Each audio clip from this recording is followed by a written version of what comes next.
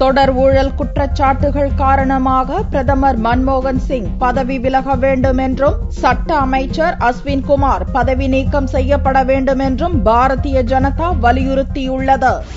காங்கிரஸ் தலைமையிலான மத்திய அரசு மீது தொடர்ந்து எழுந்துள்ள ஊழல் குற்றச்சாட்டுகள் குறித்து விவாதிக்க பாரதிய ஜனதா மூத்த தலைவர் அத்வானி தலைமையில் அக்கட்சியின் பார்லிமெண்டரி குழு கூட்டம் டெல்லியில் நடந்தது.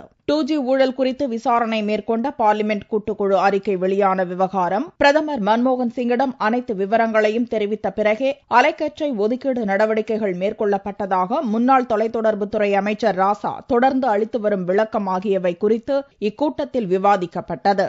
நிலக்கரி சுரங்கங்கள் ஒதுக்கீடு வழக்கில் மத்திய சட்ட அமைச்சர் அஸ்வினி குமார் தலையீட்டின்படி சிபிஐயின் விசாரணை அறிக்கை திருத்தப்பட்டதாகவும் இதன்படி உச்சநீதிமன்றத்தில் தவறான அறிக்கை தாக்கல் செய்யப்பட்டதாகவும் பாரதிய ஜனதா குற்றம் சாட்டியுள்ளது. இப்பிரச்சினையில் பிரதமர் மன்மோகன் சிங் பதவி விலக வேண்டும் என்றும் சட்ட அமைச்சர் அஸ்வினி குமார் பதவி விலக வேண்டும் என்றும் பாரதிய ஜனதா பார்லிமெண்டரி குழு கூட்டத்தில் வலியுறுத்தப்பட்டது.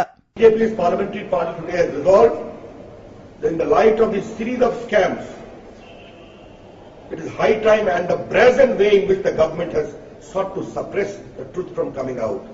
Dr. Manmohan Singh must resign, and the law minister, Mr. Ashwani Kumar, must be sacked. ஆனால் பாரதிய ஜனதாவின் கோரிக்கையை மத்திய அரசு நிராகரித்துள்ளது.